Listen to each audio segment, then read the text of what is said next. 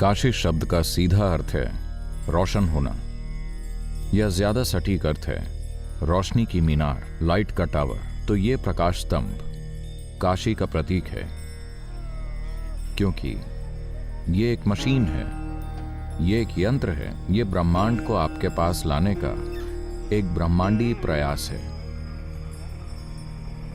काशी एक कोशिश है, सूक्ष्म जगत और बाहरी जगत, सीमित और असीमित, और भौतिकता व ब्रह्मांड के असीम आयाम का मिलन कराने की। मुक्ति यानी मोक्ष। तो मुक्ति का मूल अर्थ है खुद से मुक्त हो जाना, क्योंकि आप अपने जीवन की इकलौती परेशानी है।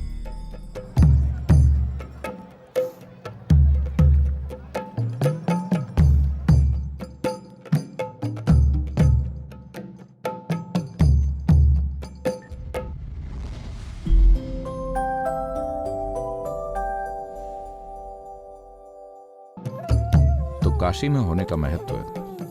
काशी शब्द का सीधा अर्थ है रोशन होना, या ज्यादा सटीक अर्थ है रोशनी की मीनार। आपने वो कहानी सुनी है कि कैसे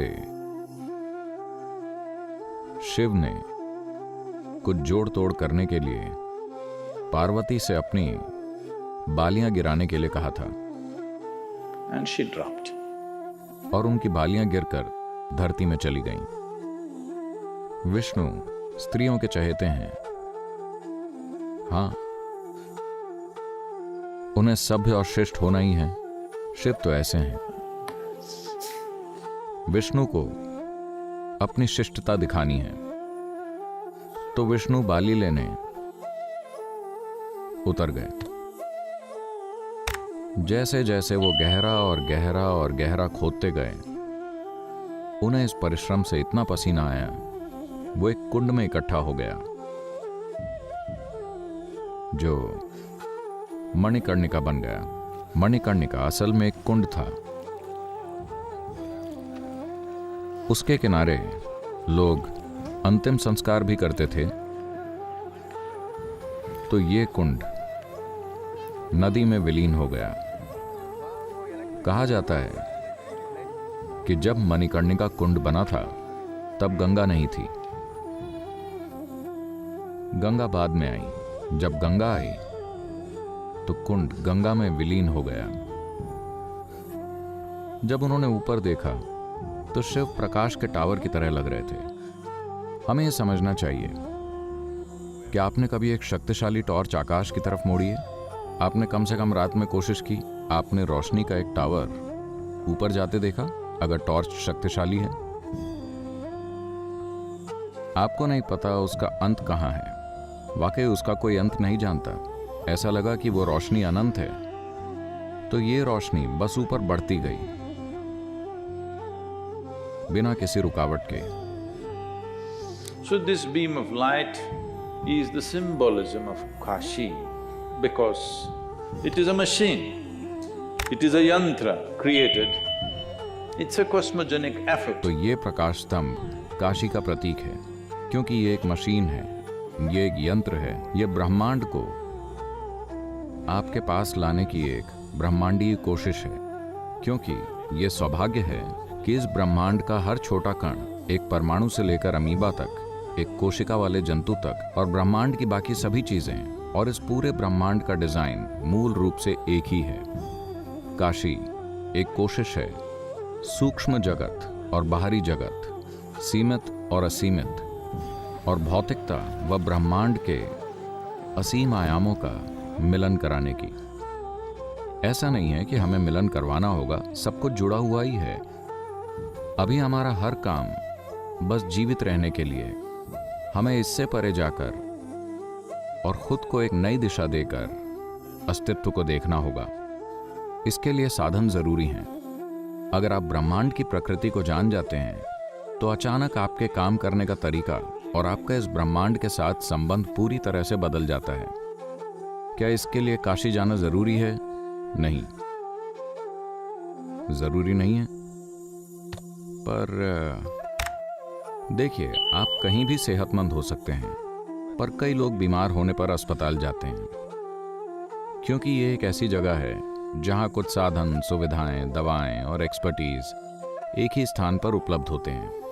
तो काशी भी एक ऐसी जगह है जहां एक पूरी व्यवस्था थी, जहां ज्ञान था, जहां सिस्टम थे, जहां तरीके थे, अलग अलग तरह की क्षमताएं थीं, सब कुछ। एक समय था जब वहां हर तरह के विशेषज्ञ रहते थे।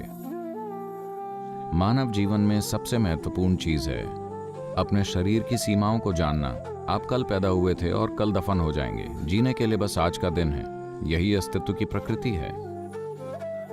और इससे पहले कि मृत्यु आ जाए, जीवन खिलना चाहिए। तो हर संभव तरीका जो हम इस्तेमाल कर सकते हैं, हमने इसे पूरे देश में स्थापित किया था।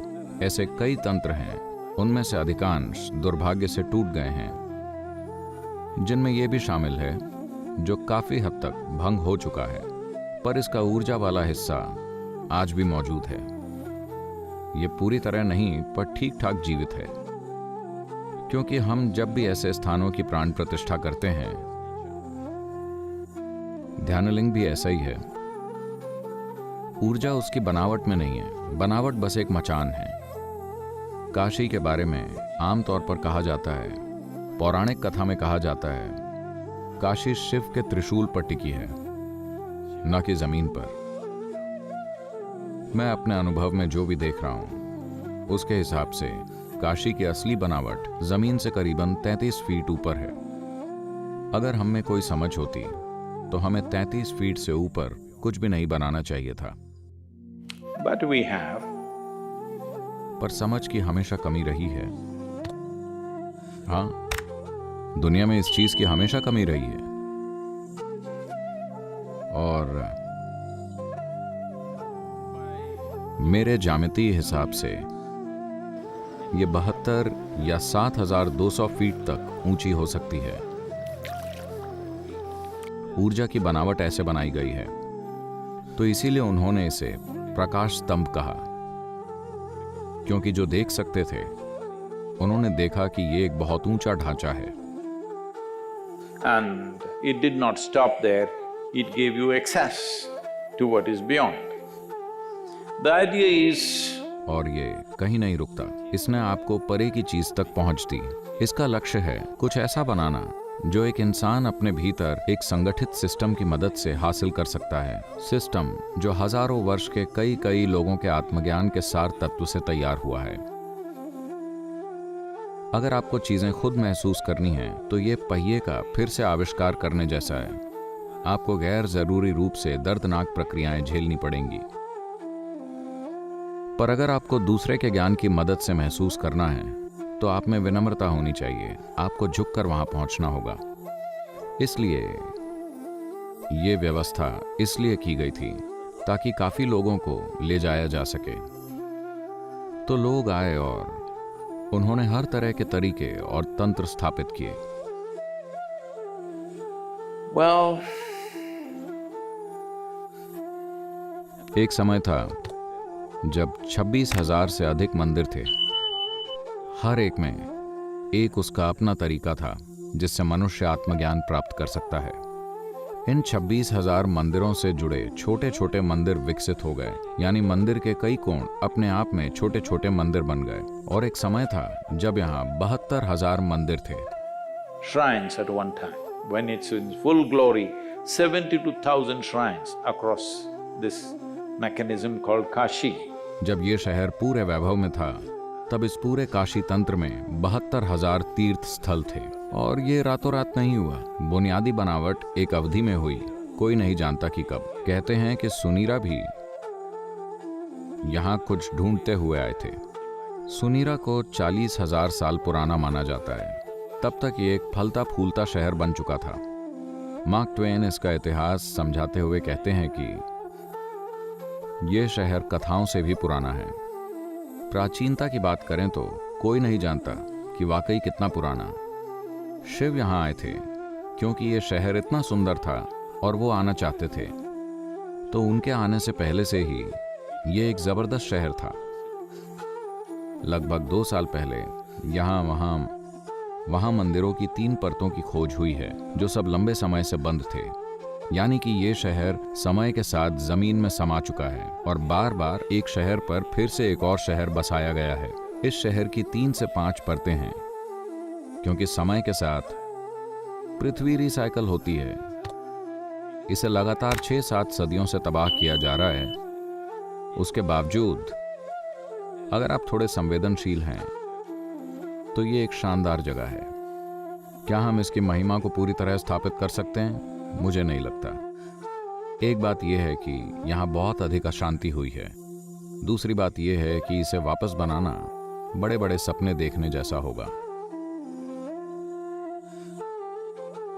ये कई बार तबाह हो चुका है, पर क्योंकि काशी का ऊर्जा शरीर जमीन से 33 फीट ऊपर था, इसलिए यह आज भी जीवित है। कुछ टूट फूट हुई है, काफी नुकसान हुआ है, पर काशी आज भी जबरदस्त है। क्योंकि अगर आप इसे ऐसे देखना चाहते हैं, यह समझाने का एक तरीका है कि यह 72,000 ऊर्जा के कमरों वाला एक घर है, जिसमें 3,000 से ज्यादा ऊर्जा के कमरे जीवित हैं। जीवन के हर आयाम के लिए, मनुष्य के हर गुण के लिए उन्होंने एक लिंग बनाया था। ये मंदिर इस तरह बनाए गए थे, हर पहलू के लिए एक लिंग, कुछ भयंकर, कुछ समाज द्वारा स्वीकार किए जाने वाले, कुछ हर सामाजिक स्वीकृति से परे। हर तरह की चीजें एक साथ मौजूद थीं। किसी को किसी भी चीज में कुछ गलत नहीं दिखा। लोग जो चाहे कर सकते थे, जब तक कि वो मुक्ति की तलाश में थे। अगर वो मुक्ति की तलाश में थे और वो इसे लेकर ईमानदार थे, तो वो जो चाहे कर सकते थे। That is how significant mukti was considered to be. मुक्ति को इतना महत्वपूर्ण माना जाता था। आपको इसी जीवन में मुक्त होना चाहिए। तो मुक्ति पाने की पूरी प्रक्रिया का आधार यही है कि वो एक चीज की सफाई करना चाहते हैं, जिसे वो कर्म कहते हैं। A cloud of memory and imagination. कर्म यानी यादों और कल्पनाओं का एक बादल, जो आपको धोखे से कई झूठी चीजों पर विश्वास दिलाता है जो सच नहीं है। आप देख सकते हैं कि अभी यहाँ आपके पास बस एक ही चीज है, जीवन। बाकी सब आपकी कल्पना है। मुक्ति यानी मोक्ष। तो मुक्ति का मूल अर्थ है खुद से मुक्त हो जाना, क्योंकि आप अपने जीवन की इकलौती परेशानी हैं।